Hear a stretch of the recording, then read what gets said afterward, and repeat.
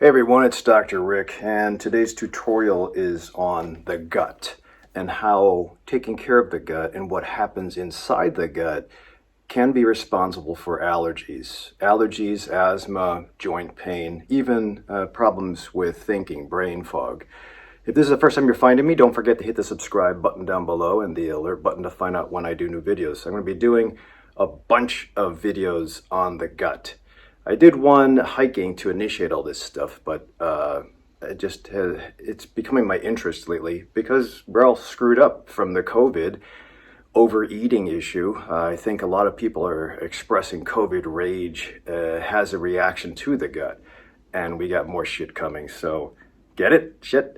This is a book by Mullen, and nice information with regards to the gut. There was a foreword written by Andy Weil, and I think that the information with the digestive system is so ignored. We just assume that it works well, and if you have diarrhea, it's because you ate something wrong, or somebody prepared something without washing their hands. And if you have reflux, it's because you have reflux and you're eating something wrong. But I think there's more to it than that. The digestive system is it's directly connected, and I'll show you how, or at least the studies that you probably should read, directly connected to the central nervous system. It also is connected directly to the vagus nerve to connect to the central nervous system. So when the tube is connected to the vagus nerve, and the vagus nerve fires off stress response, run from danger from the brain, what can happen is the gut can also run from danger. Usually before running from danger, you would have to take a dump, or you'd have to move your bowels, or when you're exercising and semi-running from danger, just a sympathetic response is on, the gut doesn't digest properly. And that's why that old adage when you're growing up, don't go swimming until 30 minutes after you've eaten a big breakfast or a big lunch, because your stomach has just been triggered with a big barbecue and it's trying to digest. And if you digest, you're supposed to be relaxing. When you go swimming after digesting, you're not relaxing and swimming. You're actually beating around the water, possibly jet skiing.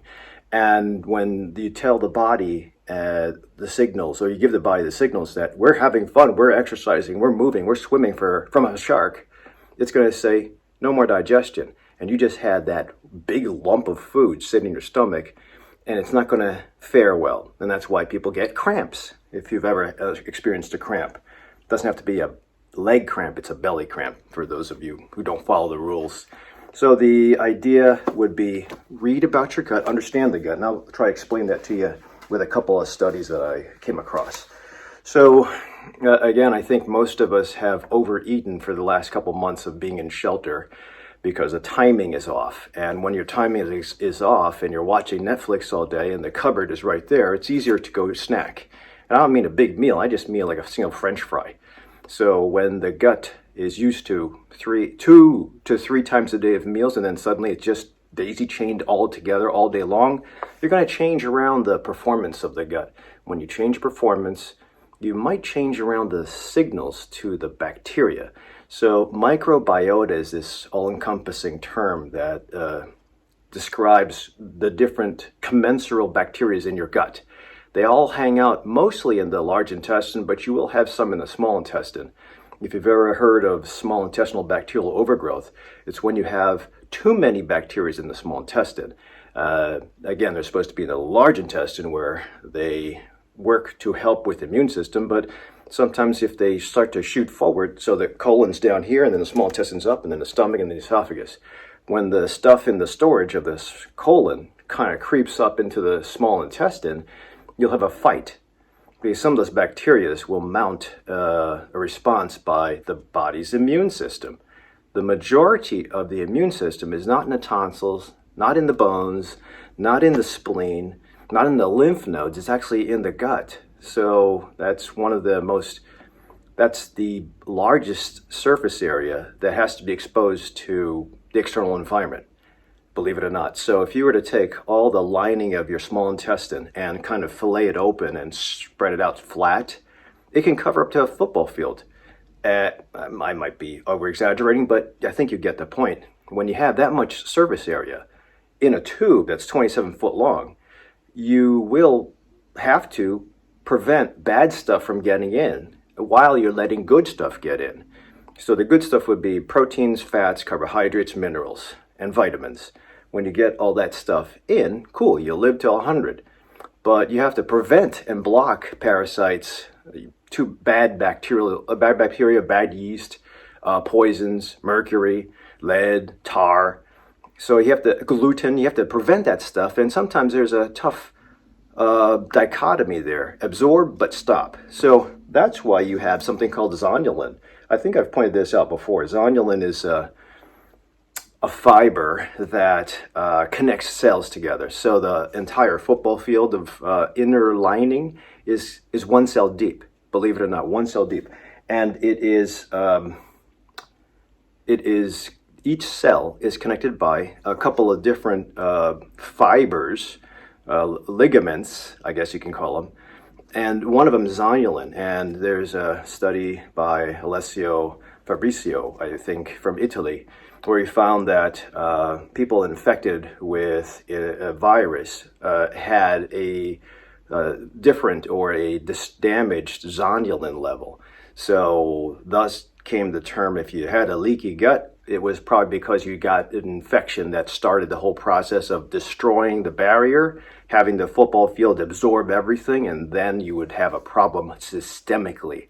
So if you've ever heard, for example, anybody that eats bad food, they get E. coli poisoning from salad, not cleaned properly, and or Campylobacter from chicken.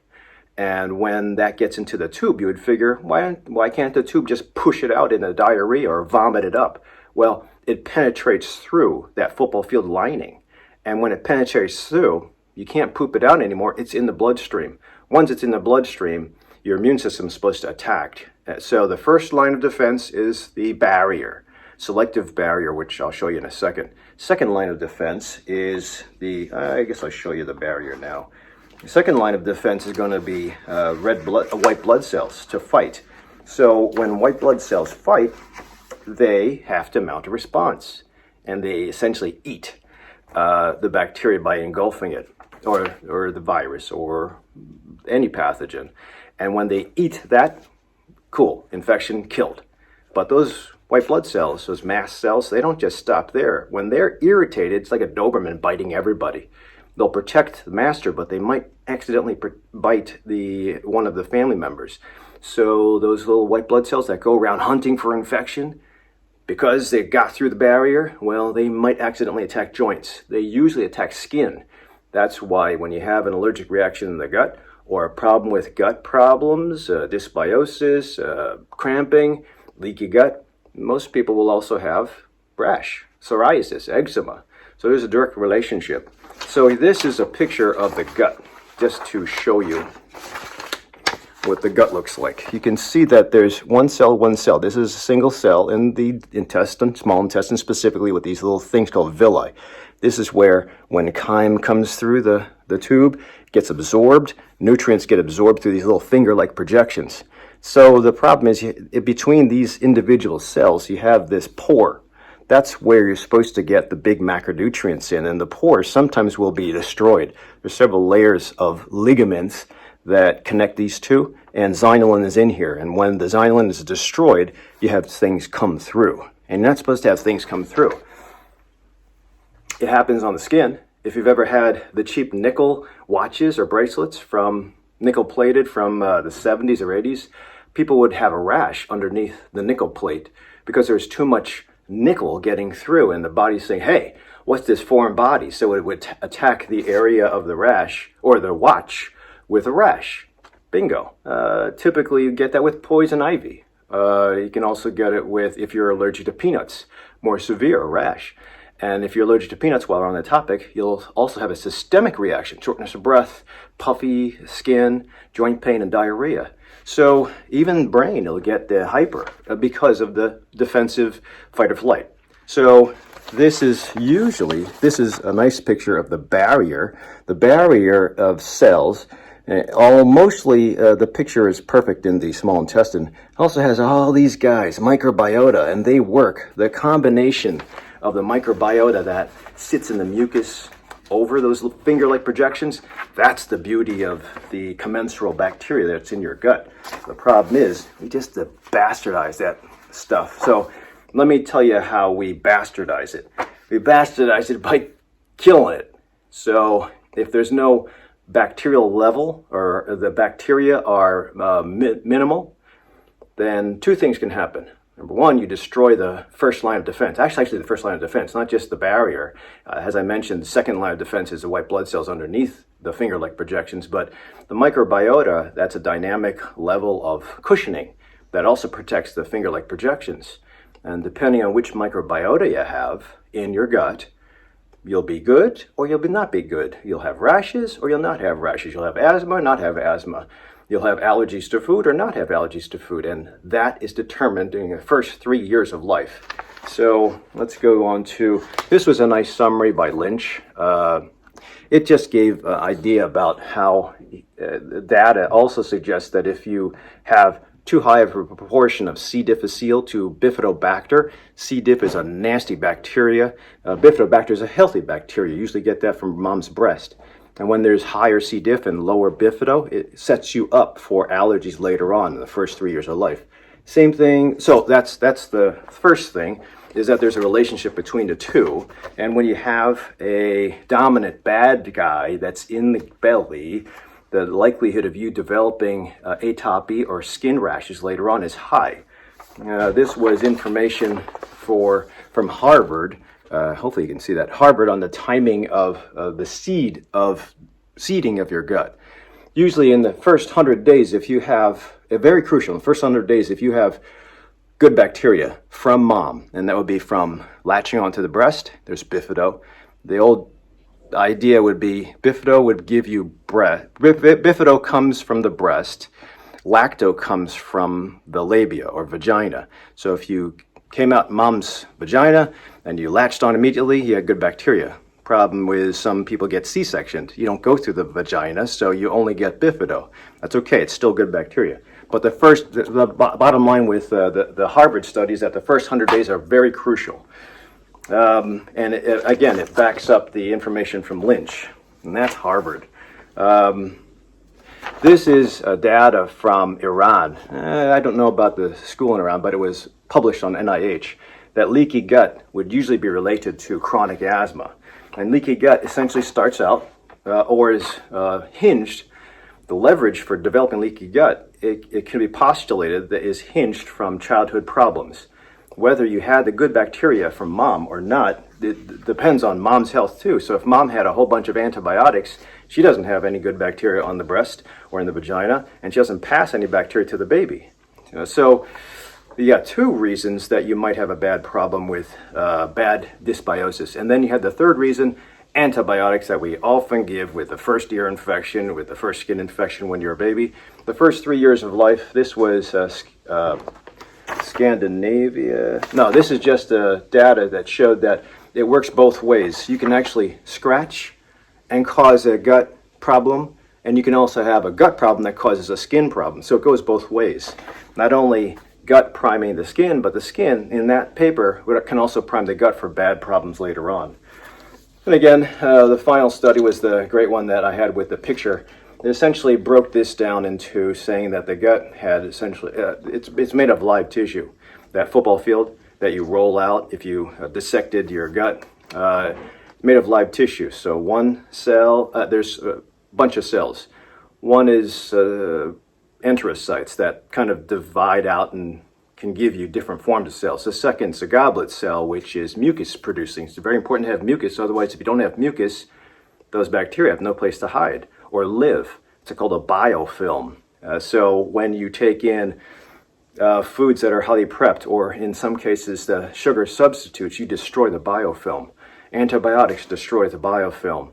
Diarrhea, invasive infections, chemicals destroy the biofilm. No biofilm, no bacteria. No bacteria, leaky gut. The next would be Paneth. You actually have antibiotics in your belly. Paneth cells secrete chemicals that destroy pathologic bacteria and support good bacteria.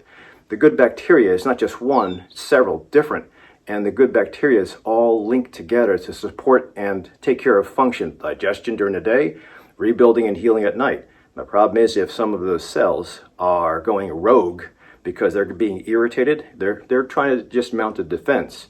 And when the defense is, or the irritation is constant, chronic, then those cells start to attack everything. And that's why the problem with the gut, especially if you're hit with antibiotics, you don't replace them with probiotics, you don't feed the probiotics with prebiotics, you're setting yourself up for systemic problems later on. So I'll bring it back to Gerald Mullen. And I think it's very important to acknowledge the importance of good gut health. If you do have problems with gut, it's not just taking a probiotic. It would be having the right mixture of bacteria in the gut to be absorbed. And some of these probiotics are very expensive. See my other videos on probiotics. Also, you have to have prebiotics, so it's important to have a wide variety of different fibers. For my carnivore guys and my keto guys, it's going to be hard. For my vegans, definitely right on. So hopefully this gives you a little idea. I'll put other videos out in the near coming couple days. That if you wanted to reset your own gut, I think, and my next video is going to be on Prolon. I think that doing a 5-day fast or fast period resets the gut, so it sometimes will, when you choke off the food supply, the body has to get rid of all the riffraff cells, the damaged cells, the new to become cancer cells. It gets rid of that because there's no more fuel supply. So it gets really tight, starts to get shrunken into just a dormant state. And then after you refeed, the refeed phase, you have these stem cells, new cells, brand new from when you're a baby. Those pluripotent cells I was talking about, they blossom and you have a new gut lining. So I'll talk about how refeeding and fasting will help you with relining the gut and hopefully getting allergies down. Next one will be on how food sometimes turns on allergies to be very visual. So sign up. I'll see you in the next video.